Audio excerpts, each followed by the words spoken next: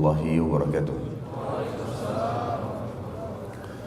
Alhamdulillah, selalu kita memuji Tuhan kita yang maha kuat, maha perkasa, maha adil, yang telah menciptakan semua yang di langit, semua yang di bumi, dan semua yang di kedalaman lautan, terjangkau dan terlihat oleh mata manusia atau tidak.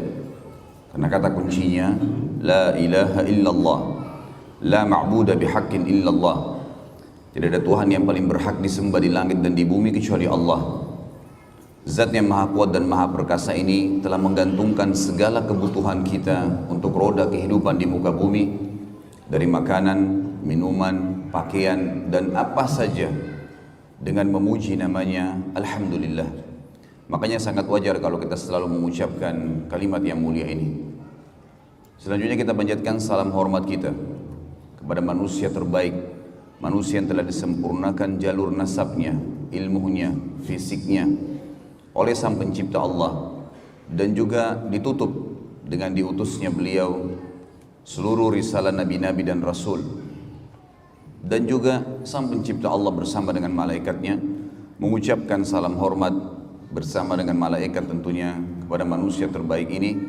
Maka sangat wajar sebagai orang yang beriman mengejar sebuah nilai ibadah yang telah ditetapkan oleh Sang Pencipta dengan mengucapkan salawat dan taslim kepada Nabi besar Muhammad sallallahu wa ala alihi wa sahbihi wasallam.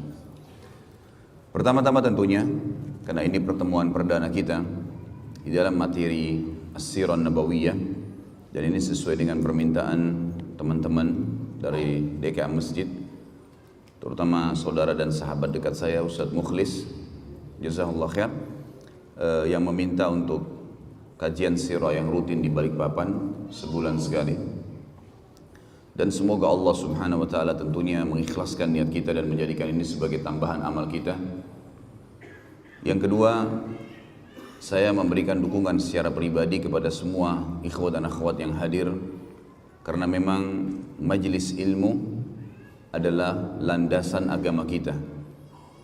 Jangan pernah lewatkan satu hari ikhwat dan akhwat sekalian tanpa ada ilmu. Ilmu ini yang saya maksud adalah ilmu agama.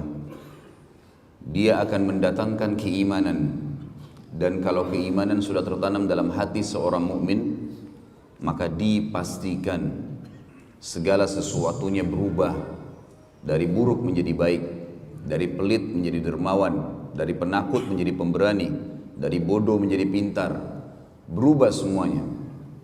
Dan kalau keimanan sudah ada, maka seluruh perintah Sang Pencipta Allah yang maha kuat dan maha perkasa akan dikerjakan, dan semua larangannya pasti akan dijauhi.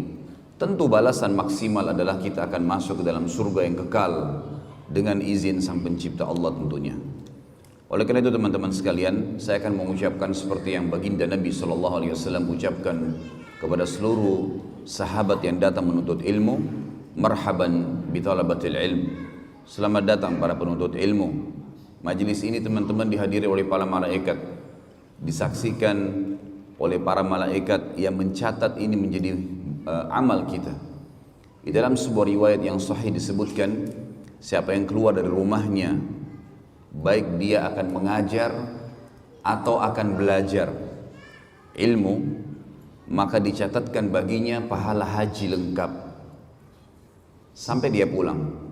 Di dalam riwayat yang sahih yang lain dikatakan, siapa yang keluar dari rumahnya menuntut ilmu, belajar atau mengajar, maka dia di jalan Allah sama dengan jihad di jalan Allah sampai dia kembali. Riwayat sahih yang lain mengatakan, kata Nabi SAW, sesungguhnya malaikat menebahkan atau melebarkan sayapnya menaungi para penuntut ilmu. Dan banyak sekali riwayat kalau kita ingin sebutkan tentang manfaat majelis ilmu. Tidak akan ada kejenuhan dalam majelis ilmu. Yang ada adalah ilmu, pengetahuan, bertambah kokohnya dan kuatnya keimanan seseorang, bertambah baiknya keadaan dia pada saat dia bubar.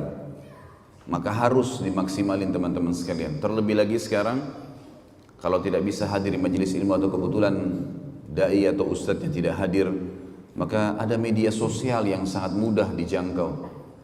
Di tangan setiap orang kita sekarang bisa nonton apa saja ceramah tentunya yang saya maksudkan, dan ceramah yang benar berlandaskan Al-Quran dan Sunnah dari HP kita yang setiap saat kita pakai atau kita bawa ke tempat tidur, dibawa ke kamar mandi, dibawa kemana-mana. Maka alat ini telah Allah mudahkan buat kita dan akan ada pertanggungjawabannya pada hari kiamat untuk kebaikan. Jangan sampai disalahgunakan kepada hal-hal yang tidak dibenarkan, karena juga semua akan ada pertanggungjawabannya. Saya tidak punya rujukan khusus dalam buku sirah, dalam arti kata banyak rujukannya. Banyak buku yang saya anggap buku-buku itu adalah rujukan yang bisa dijadikan sebagai pegangan, dan banyak juga yang saya gabungkan dari selain buku sirah, seperti buku-buku hadis, buku-buku tafsir, kemudian buku tentang thaqafah Islamiyah, tentang wawasan keislaman, ya, perkembangan yang terbaru dari negara-negara Islam. Kemudian juga metode yang saya gunakan di setiap paragraf atau setiap poin yang kita lewatkan, bila memang ada pelajaran yang bisa kita ambil, maka saya akan menyampaikan. Maka teman-teman sekalian, mempelajari sirah hal yang luar biasa memang. Kalau saya pribadi menganggap ini adalah sebuah pondasi dasar dalam menuntut ilmu. Setelah mempelajari Al-Quran, maka akan datang As-Sirah Nabawiyah. Kalau saya bahasakan buah itu misalnya jambu atau apel, maka buah yang di dalamnya Al-Quran dan Sunnah. Kulitnya adalah As-Sirah, artinya melengket satu sama yang lain, sulit untuk dipisahkan gitu. Kita akan mulai teman-teman sekalian dalam pelajaran kita As-Sirah Nabawiyah ini dengan menyebutkan manfaat mempelajari sirah. Yang pertama, ma'rifatun Nabi sallallahu alaihi wasallam. Dengan belajar sirah, kita akan tahu tentang pribadi Nabi sallallahu alaihi wasallam. Bukan hanya sekedar selama ini kita baca buku kemudian kita mengetahui, oh Rasulullah sallallahu alaihi wasallam bersabda begini, hukumnya ini begini. Bukan cuma sekedar itu. Tapi kita akan lihat nanti bagaimana dari beliau masih bayi, anak-anak, kemudian remaja, kemudian masuk ke masa pernikahan. Ini semua fase sebelum kenabian. Belum jadi nabi. Kemudian sampai akhirnya ada keturunan, anaknya meninggal, suka duka dalam perdagangan, menghadapi masyarakat, safar, ya. Kemudian baru kita masuk ke masalah penobatan kenabian dan prosesi setelah itu dalam 23 tahun sisa umur beliau. Setelah umur 40 tahun dinobatkan jadi nabi, 13 tahun fase Mekah semuanya dengan cobaan, sedikitnya orang yang beriman gitu kan. Yang beriman dengan 13 tahun berdakwah di Mekah itu hanya 153 orang dari sekian ribu orang. 13 tahun berdakwah.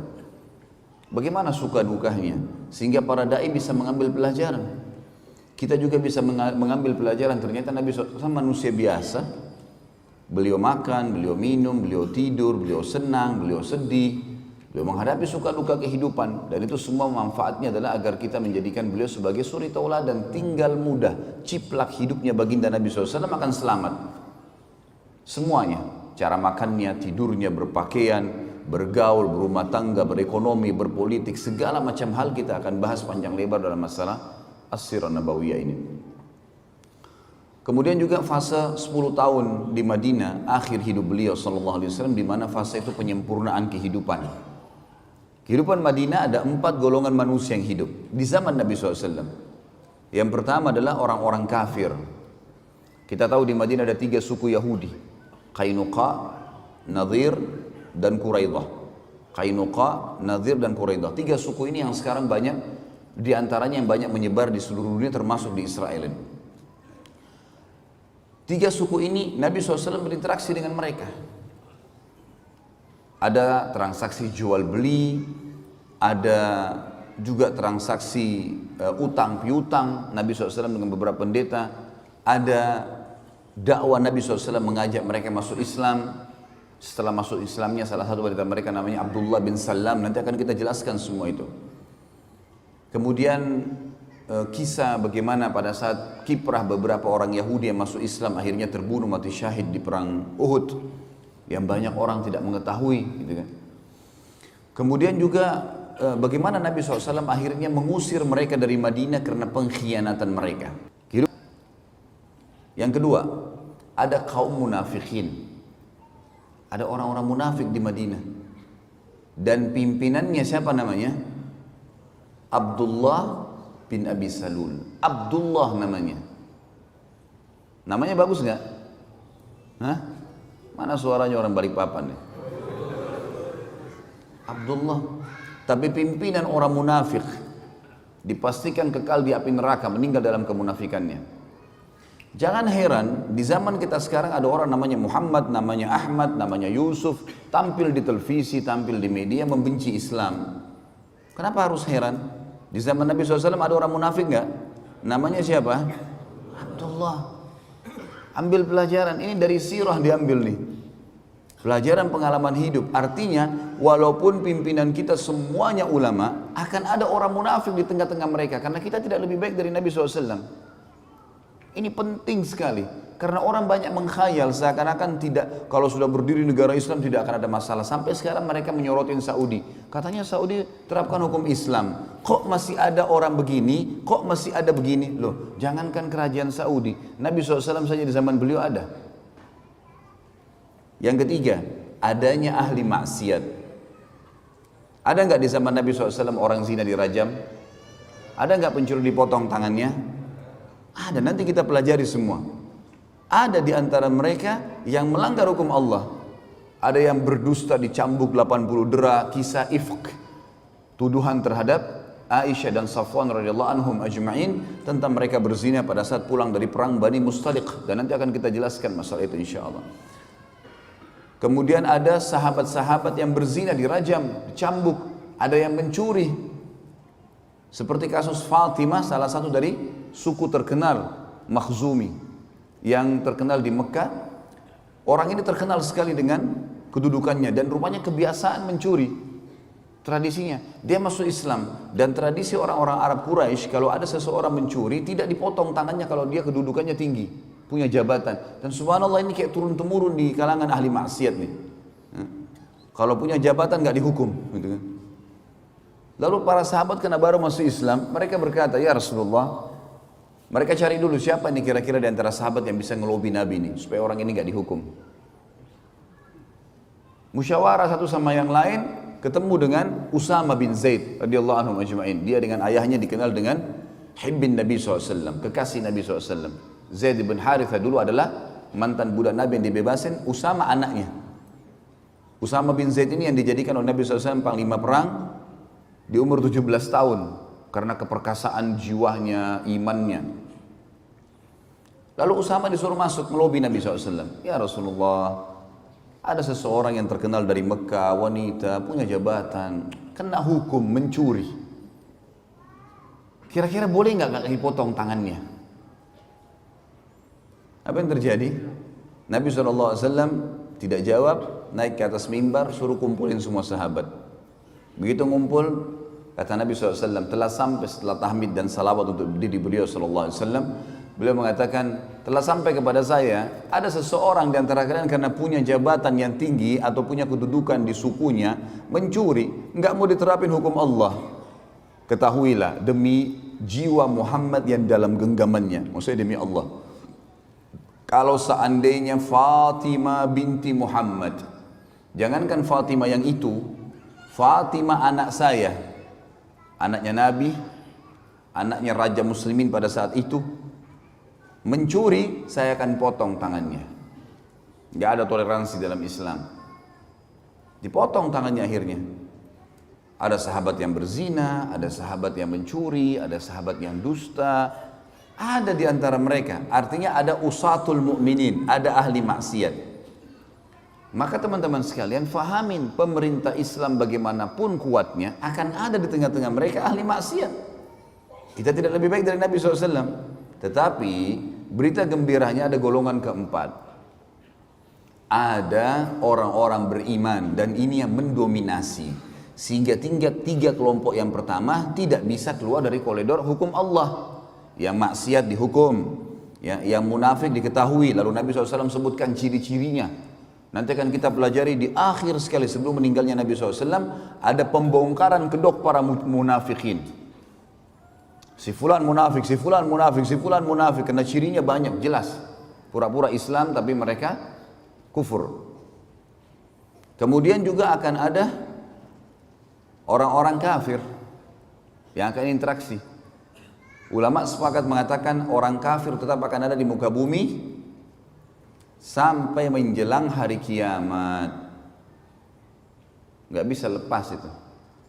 Karena kata Nabi SAW, kiamat tidak akan terjadi kecuali pada orang-orang yang buruk atau kufur saja.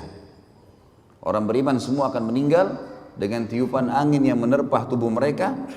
Sampai kata Nabi SAW, kalau seseorang dan kalian sembunyi di dalam gunung, maka angin itu akan masuk dan merenggut nyawanya.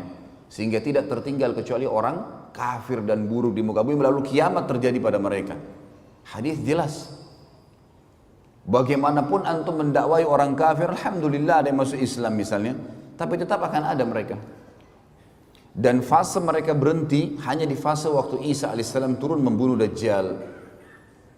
Pada saat itu, maka kata Nabi SAW, semua jalan-jalan kecil pun di muka bumi akan dimasuki Islam, baik dengan kemuliaan, dia sengaja memasuki Islam karena dia tahu kebenaran, atau penghinaan, artinya dia harus masuk Islam secara paksa atau akan dibunuh. Sehingga tidak ada lagi orang yang tidak muslim di zaman Isa alaihissalam. Tetapi setelah Isa alaihissalam meninggal dunia, setelah matinya Ya'juj Ma'juj, tanda-tanda hari kiamat, maka manusia akan kembali kufur lagi dan mereka kembali menyembah berhala. Iblis akan menyuruh mereka menyembah berhala dan pada mereka lah terjadi hari kiamat itu. Berarti lihat teman-teman sekalian, bagaimana kita memahami sirah ini dan mengetahui kehidupan Nabi SAW penting sekali, luar biasa gitu.